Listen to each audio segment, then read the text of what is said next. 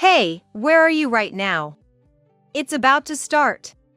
I raised my voice as if interrogating my smartphone. Today is our beloved daughter Julie's wedding. Next to me is Julie, dressed in a pure white wedding gown. It's almost time for the guests to arrive, but my husband and son, along with my in-laws, haven't shown up yet. So I called my husband on speakerphone, with Julie by my side, to ask when they'll arrive at the venue. Got a last-minute cancellation on a flight yesterday, so we ended up going to Palm Springs for a trip because it was super cheap. My husband cheerfully said. I was stunned by his words. Does he have any idea how many miles Palm Springs is from here? And the wedding is about to start. It's our daughter's wedding. My in-laws have always favored my son, spoiling him endlessly while treating my daughter dismissively. So, I had suspected they might not be too keen on attending today's wedding, but to do something like this. Unbelievable. I'm at a loss for words. Disgust. Disappointment. Emptiness. Various emotions flashed through my mind. I see. Have fun then, was all I could say before I quickly ended the call. On what should have been a joyous day for my daughter to be a bride, what a thing to do. Her father and her brother couldn't be more disgraceful. Yet, Mom, let's just go ahead and start the ceremony, Julie says with a smile, looking beautiful in her dress. It's okay. It's not like I wasn't expecting this. Leave it to me. I'm Michelle. A 50-year-old working woman. I live with my husband Tim of the same age, our 24-year-old son, and 23-year-old daughter Julie. We live in a large regional city, where each family member is busy with their own work. My parents' home is about an hour's drive away, but Tim's parents live just a few minutes away on foot. When we got married, Tim argued that having a close family would make raising children easier, so we decided to buy a house here. In fact, Tim initially took it for granted that we would live with his parents, but I opposed it, and that's how we ended up in our current situation. I had no intention of quitting my job, and indeed, balancing work and home life is challenging. Living with my in-laws wouldn't have allowed us to maintain our family's lifestyle as I saw it. Frankly, I always felt my in-laws' home was like a fortress for the stay-at-home mother-in-law. Entering that house as a daughter-in-law would undoubtedly have meant hardship. My father-in-law and mother-in-law are somewhat old-fashioned, believing that women should devote themselves to the home after marriage and that the eldest son is most important. So, when I married Tim and chose not to quit my job, I often faced their sarcasm, and they repeatedly pressured me to have a son. I was relieved that we didn't live with them. About 6 months into our marriage, I got pregnant, and the joy of my father-in-law, mother-in-law, and Tim when they found out it was a boy was overwhelming. Moreover, Michelle, you have work, right? Don't worry, we'll take care of the baby, my mother-in-law said with a smile. Despite all the snide remarks about a working daughter-in-law, it was like a sudden change of heart. Indeed, after giving birth, my mother-in-law came to our house almost daily. She was so eager to take care of my son, staying for long hours, that I never got a moment's peace, couldn't sleep properly, and was constantly exhausted. Even though she was in our house, she barely did any housework, clinging to my son. I had to do everything, even though I was still recovering. If I had to be this active, I would have been better off alone with my baby. However, it was hard to outright tell my mother-in-law that she was a burden, so I continued to feel frustrated. My breast milk quickly dried up. Clearly due to lack of sleep and stress. At first, I was disappointed. Breastfeeding was a happy time for me, a precious moment of bonding without interference from my mother-in-law. However, I soon saw the silver lining. After all, one of the challenges of leaving a child is that they might not take anything but breast milk. Since my mother-in-law had been set to take care of Mark even before he was born, and given how often she came to our house, I figured going to work might be less stressful. So, I took advantage of the situation and returned to work 2 months postpartum. As a working parent, having someone to take care of the kids is a godsend. Finding a daycare is hard enough, and the fees aren't exactly pocket change. But to have it done just a stone's throw away from home, for a nominal fee. is clearly a great deal. So, I gratefully asked them to look after my son, but gradually, I started feeling uneasy. My son would spend all day at my in-laws, coming home only to sleep.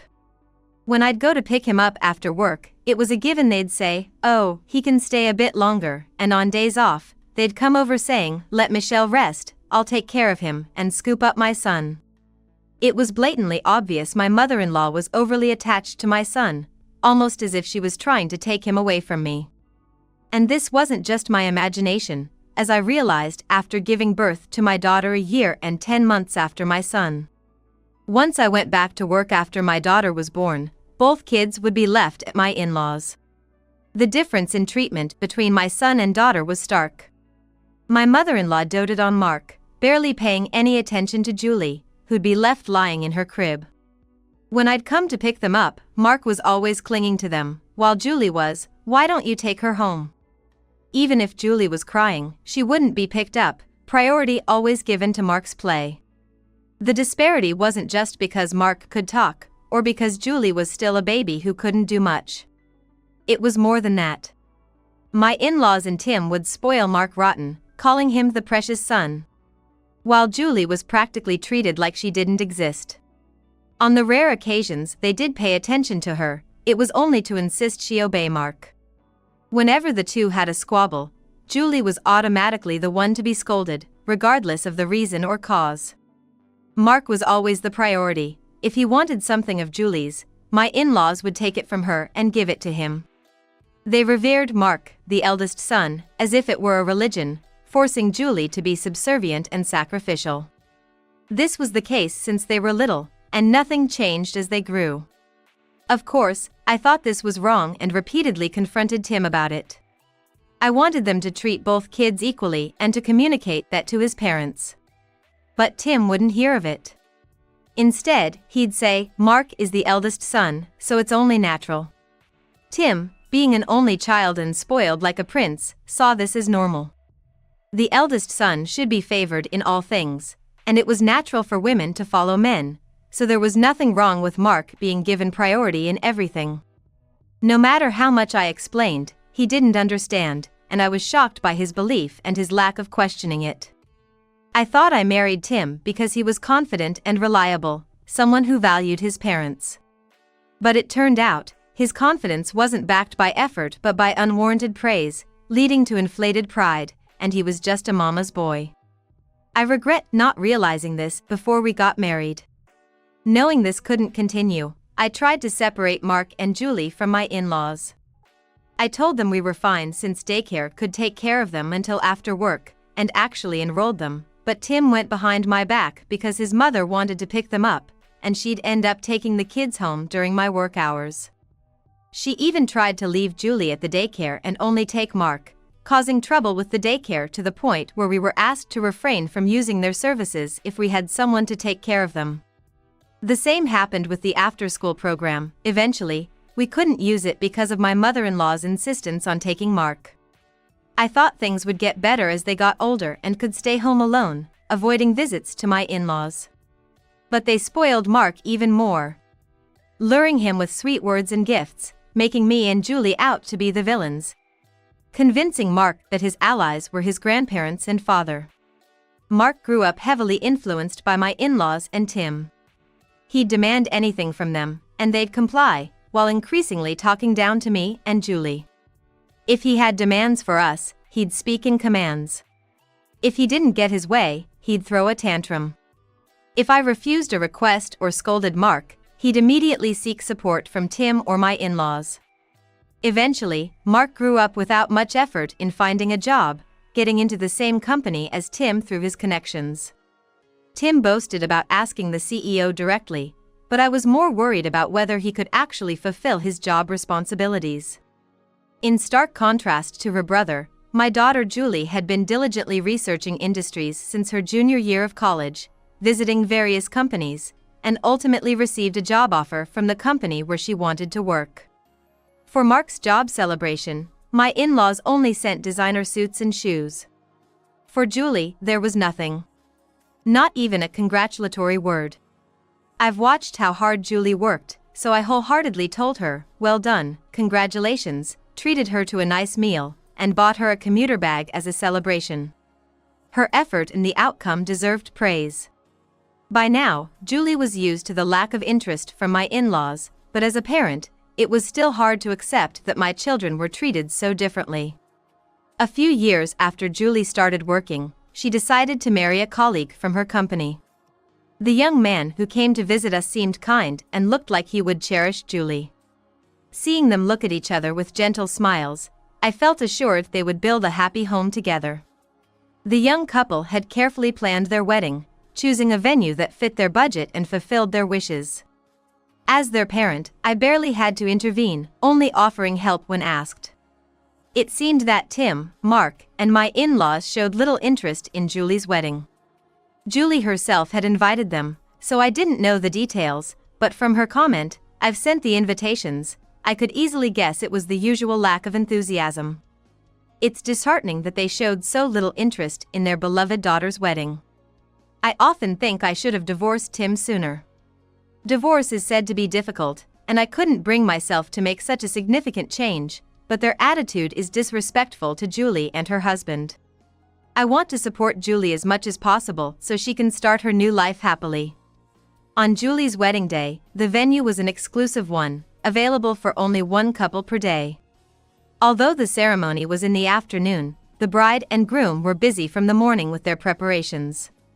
Thus, I took on the responsibility of welcoming guests and coordinating with friends who were helping out. It was the least I could do as the mother of the bride. I was allowed early access to the venue to get ready and familiarize myself with the place. And I was the first to see my daughter in her beautiful dress. Despite the busy schedule, there were many perks to enjoy. However, as the time to welcome the guests approached, there was still no sign of Tim, Mark, or my in-laws. They didn't have specific roles, so it wasn't a problem if they arrived with the other guests. But I had hoped that at least Tim and Mark would be there to help greet them. "Mom?" Julie, dressed in her wedding gown, approached me in the prep area. "Did Dad and the others come?" "They haven't arrived yet." "Should I call them?" It was almost time for me to meet the guests. I couldn't help feeling angry that they couldn't even show up for such an important day. I took out my smartphone and called Tim, putting it on speaker so Julie could hear.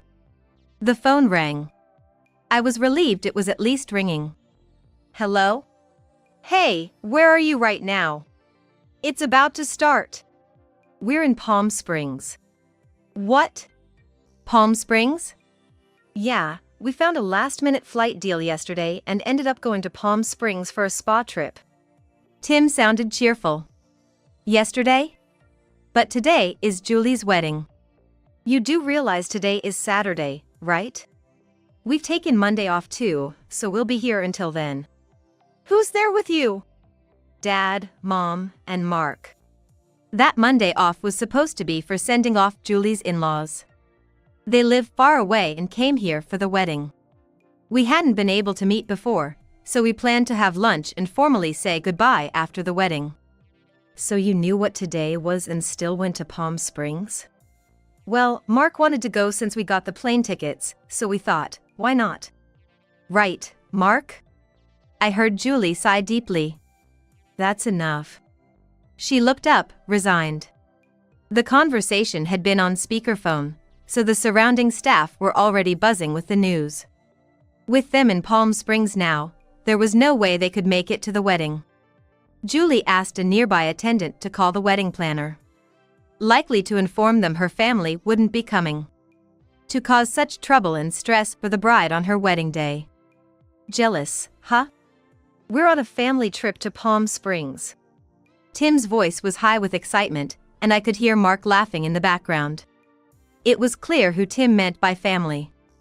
At least Julie and I were not included in that. I felt something snap inside me. "Okay. Have fun then," I said and immediately ended the call. It was pointless.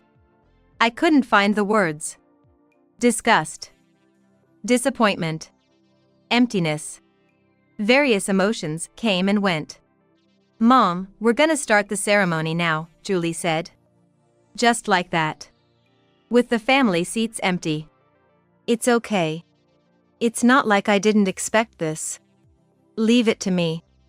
Julie smiled confidently in her beautiful dress. I felt sorry, but truly she was dependable. Julie is my pride. The ceremony went on without the bride's brother, father, and paternal grandparents. There were moments when the groom's side and the guests were visibly unsettled by their absence, but the couple proceeded with happy smiles. "Next, we have a letter from the bride, Julie." As the host spoke, the lights dimmed and a spotlight shone on Julie. "Thank you all for being here today, despite your busy schedules, to attend our wedding." Standing in front of the microphone, Julie began her speech in a clear voice, holding the letter. "First, I would like to address the empty seats on my family's side. I apologize for the absence of my father, brother, and paternal grandparents. I'm truly sorry," she said, causing the hall to fall into a hushed silence. "Those close to me already know, but I've been disregarded by them all my life. I did send them invitations, and they had confirmed their attendance, but they went on a trip to Palm Springs yesterday. They told me just before the ceremony that they'd be enjoying their Monday off there." The revelation stirred the room into a murmur. Understandably so. It was painful to have Julie disclose such a thing on her special day. However, this wasn't unexpected for me, and I thought it would be a good opportunity to share the truth with you all. It's pretty clear who's out of line, right? Julie's attempt to lighten the mood with a bit of humor elicited soft laughter from the audience, somewhat easing the atmosphere. I couldn't help but admire my daughter, who could boldly express her feelings and shape the mood of the room. Despite being raised close to such a father and grandparents, without being influenced by them in the slightest. They always looked down on me and my mother, treating us coldly. I was hurt as a child, but my mother always stood up for me. Julie looked my way. I thought I was protecting her, but I realize now it was she who always supported me. It was Julie's presence that kept me going. I've prepared a letter, which I finished writing yesterday, intending to read it with no empty seats in my family section. Please understand this as you listen. Julie opened the letter she was holding. Her husband stood beside her, gazing at her tenderly, supporting her. Julie's voice filled the hall as she began to read the letter, expressing gratitude to the attendees and joy at being able to marry. "After all the thank yous, I've written about my gratitude that I rarely get to express. Mom, I've watched you juggle work and home responsibilities since I was a child. You've always been there for me, making me never feel lonely. You prepared nutritious, delicious meals and were my go-to for advice on makeup and fashion. You're the most reliable and admirable woman I know." Before I was even aware, my paternal grandparents and dad would often say, "It's a shame you weren't born a boy," or "If you're going to be an unwanted child, at least be useful to your brother." But every time, Mom would hug me and say, "Julie is my treasure. Let's find lots of things you love and enjoy them together. Even though you were treated harshly by them, you always smiled to protect me. I'm truly grateful and admire you for that. Thanks to the love you poured into me, no matter how harshly my paternal grandparents, dad, and brother treated me, I never forgot how to enjoy and be kind. I can't thank you enough, and I love you more than words can say. From now on, I will protect you. I will return all the love you gave me, with even more love. The only person I could ever call family was you, Mom. Now that I'm married, my family has grown. Let's enjoy and be happy together, Mom," Julie said, smiling at me, her brightness bringing me to tears.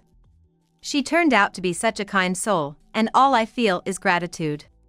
Julie thanked me, but she doesn't know how much strength her presence has given me. I want her to feel a lot of happiness with her husband and the children they'll have someday, expanding her beloved family.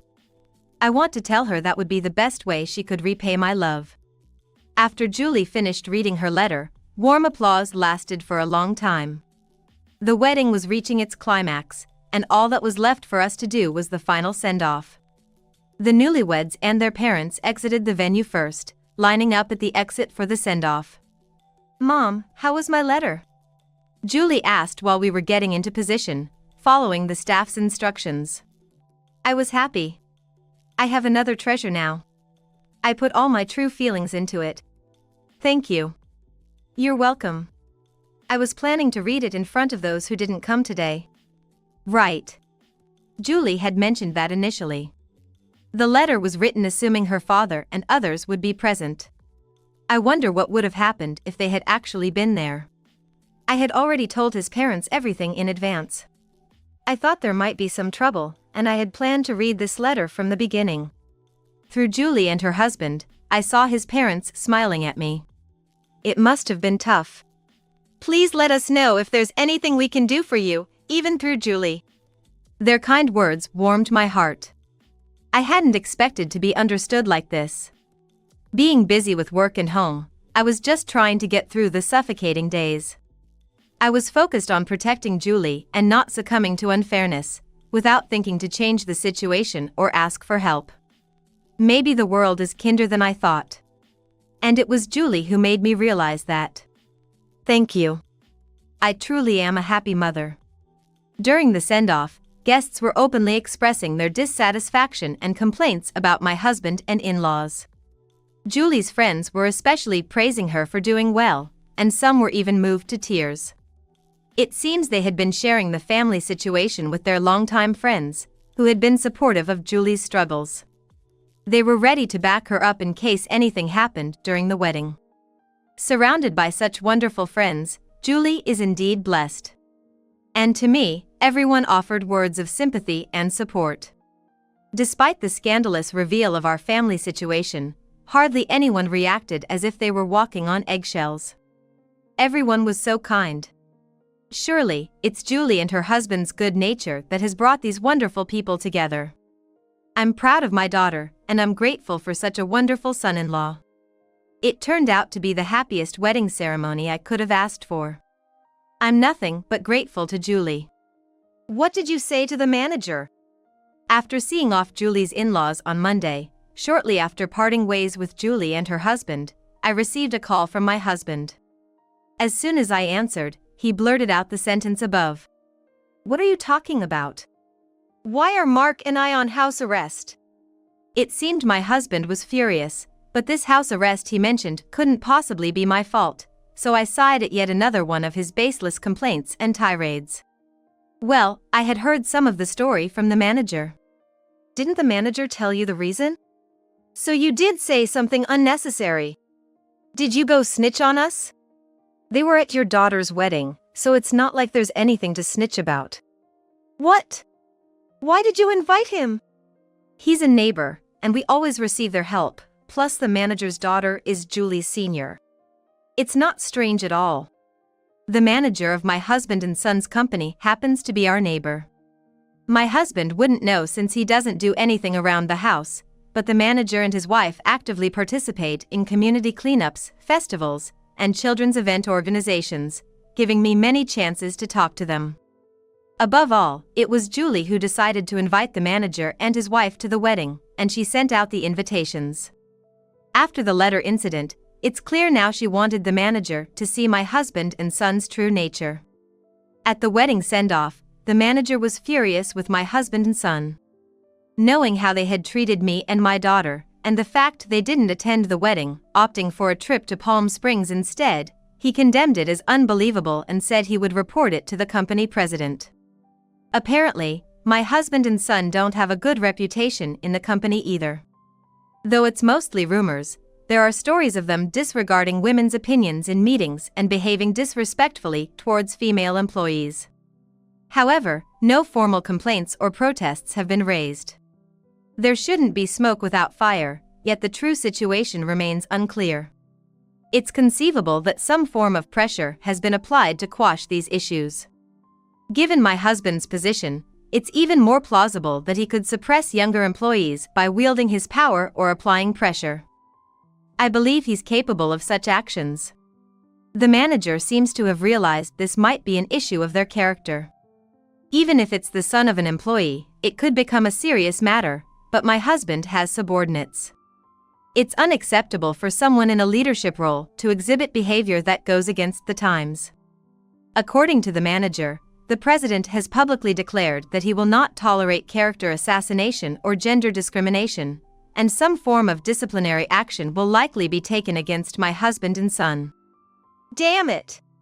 What are we supposed to do now? It's your own doing. What? Who do you think you're talking to? Who else but you? Besides, where are you now? Just got off the plane. And then I get a call from the manager while we're just about to head home. From my husband's words, I deduced it would be about an hour before they got home. I felt relieved that I had decided to pack up and leave. Julie is moving into her new place, and I'm going back to my parents' house. To your parents? I left the divorce papers on the table for you to sign. What? You'll be hearing from my lawyer later. Hey! I hung up without listening to the rest of what he had to say. Julie took action, making the misconduct of my in-laws and husband known. I'm done tolerating. I'm going to live freely and happily. Later, I heard from the manager's wife, who told me about the investigation at the company. It was revealed that my husband and son had often behaved dismissively towards women. Most importantly, after learning about the wedding incident, the president condemned, "A person who doesn't value their family cannot be trusted," and my husband and son faced demotions and pay cuts. Truly, they brought it upon themselves. Shortly after the disciplinary actions were taken, my husband called me. All this trouble because of you guys. Once again, he was shifting blame and lashing out. It's so tiresomely predictable. You brought this on yourself. Did you submit the divorce papers? I never said anything about getting divorced. I had anticipated he would be obstinate. Both my in-laws and husband care about appearances. They try to hide anything that might look bad, even resorting to lies if necessary. But this time, it's futile. The neighborhood already knows about the wedding incident, as told by the manager's wife. I'll be consulting with a lawyer, and there's no option but to divorce. You'll also be paying alimony. Alimony? Why? You owe me for years of emotional distress. I don't have that kind of money. Even though you're working? We had split the household finances, with my husband covering the house-related expenses and me taking care of daily expenses like food. I had no idea how much he had saved, but considering his salary and our dual income setup, claiming he couldn't pay was unthinkable. It seems, however, that he had been squandering any available funds on things like a new car for my son, expensive suits, and taking my in-laws on trips. So, he wants to rely on my earnings even more by avoiding divorce. Not a chance. Michelle, reconsider the divorce, will you? It's creepy. What? I will definitely get a divorce. And I will get the alimony. Be prepared. With that, I ended the call. It took some time, but the divorce was finalized without issue, and I managed to get the alimony. When we conveyed through the lawyer that we were ready to take it to court if he didn't agree to the divorce, he quickly agreed to a settlement divorce. He probably thought dragging it out to court would look bad. Interestingly, my husband and son felt uncomfortable at the company and eventually resigned on their own. My husband is now juggling part-time jobs to cover living expenses and alimony, but there's a limit to what he can earn, so they're selling the house and moving in with his parents, along with my son. Spoiled endlessly and with nothing but high pride, my son, looked down upon by his colleagues and ridiculed by friends, has become reclusive, not working, and shutting himself in his room. The downfall of their proud son and grandson has shocked my husband's parents, leaving them bedridden from the shock. In every aspect, they've reaped what they sowed. Julie is currently pregnant and soon entering her final month. I'm looking forward to the day my grandchild is born. Julie mentioned it seems to be a boy, but she's adamant about not letting my husband and his family meet or even know about him. This, too, is a result of their own actions. As for me, initially, I stayed with my parents, but now I've rented a condo close to my workplace and am living alone. Having free time has allowed me to start going to the gym, and Julie and her husband visit me quite often. I'm leading a fulfilling life, and every day is enjoyable. my life is still full of many more happy moments to come.